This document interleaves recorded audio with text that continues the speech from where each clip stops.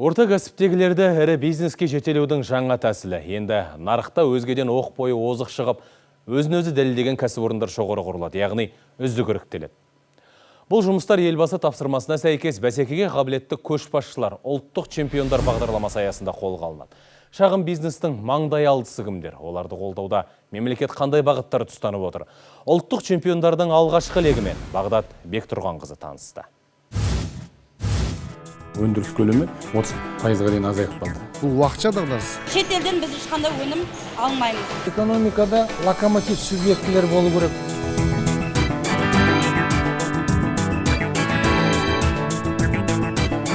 Нарықтық экономикада бәсекелестікке төтеп бере алғандардың ғана өміршеңдігін жоғалтпауы заңдылық.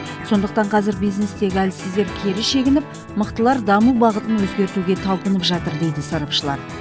Инновациялық стандарттарды қолдана отырып, заманауи менеджментті пайдалана отырып, ұйымдастырған компаниялар ғана өзінің жұмысын нәтижелі ұйымдастыруға мүмкіншілігі бар.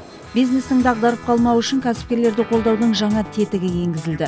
Елбасы тапсырмасына сәйкес бәсекеге қабілетті көшбасшылар ұлттық чемпиондар бағдарламасы жүзеге асырыла бастады. Жобаны Бәйтерек холдингі шетелдік тәжірибелі компаниямен бірлесіп дайындады. Бұл Қазақстан экономикасының жаңа даму кезеңі. Ұлттық чемпиондар бағдарламасын әзірлеуде Германия, Малайзия тәжірибесі негізге алынды. Біз кәсіпорындарды ірі немесе шағын деп бөле жарып қараған жоқпыз. Орташа деңгейдегі компанияларды тізімге алдық. Қаржылық дағдарыс кезінде, үнемдеу кезінде ұлттық чемпиондарды қолдау өте тиімді болып табылады. Бұлар өздерінің жаңағыдегі тұтынушыларын тапқаннан кейін, мердігерлік әдістің арқасында өзінің өндірістік жұмыстарын, басқа кәсіпкерліктің субъектілерінің жұмыстарын ұйымдастыруға мүмкіншілігі болады. Отандық 300 компанияның ішінен 28 кәсіпорын іріктеліп алынды. Өңдеу өнеркәсібін дамытуда 3 сала айқындалды. Тамақ өнеркәсібі, машина жасау және құрылыс материалдарының өндірісі. Ұлттық чемпиондар енді осы салаларды алға ілгерілетуде ауқымды жобаларды іске асырады.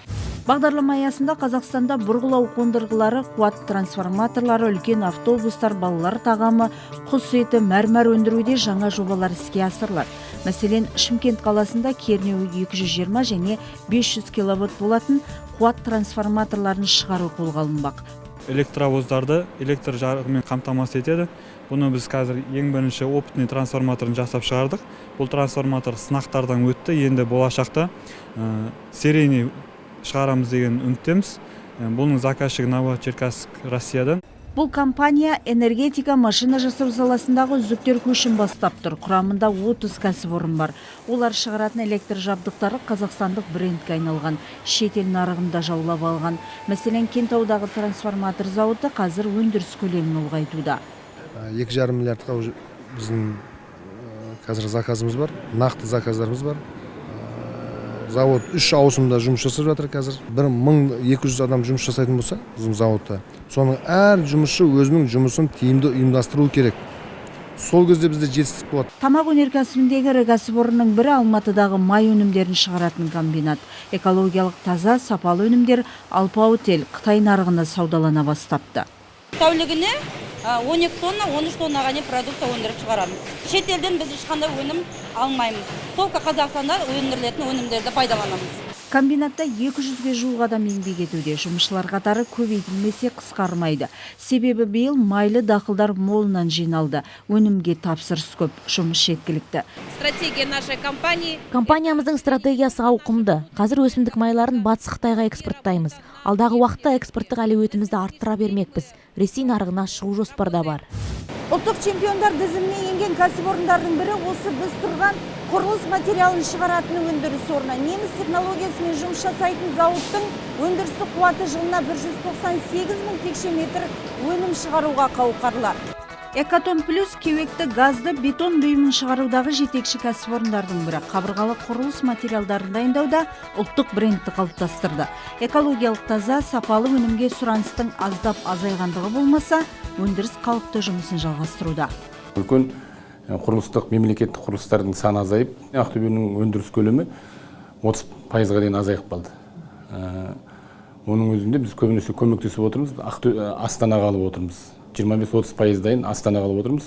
Бизнесті жүргізуде ең үздік әлемдік талаптарды ұстанады. Астана қаласы нарығында сұраныстың 60, ал өңірлердегі құрылыста 40%-ын қамтып отыр. Экспо қалашығының салынуы тапсырыс көлемін ұлғайта түскен. Отандық өнім Ресей мен Қырғызстанға да саудаланып жатыр. Шығарып отырған өнімді 15-20%-ға дейін ұлғайтсақ деген өзіміздің ойымыз бар. Ұлттық чемпиондардың қазіргі аяқ алысы жаман емес, ал болашаққа жасалған бағдар ауқымды. 2018 жылға қарай таңдап алынған 28 компанияның табысы 170 миллиард теңгеге көбейеді. 5000-дай жұмыс орны ашылады. Ішкі жалпы өнімдегі өсімі 85 миллиард теңгені құрап, ел қазынасына 24 миллиард теңге қаржы құйылмақ. 35,5 миллиард теңгенің өнімі экспортқа шығарылады, ал импортты алмастыру 66,4 миллиард теңге болады деген жоспар бар. Бағдат Бектұрғанқызы, Ұлан Нарынбек, Әлібек Әлиев, 7 күн хабар агенттігі.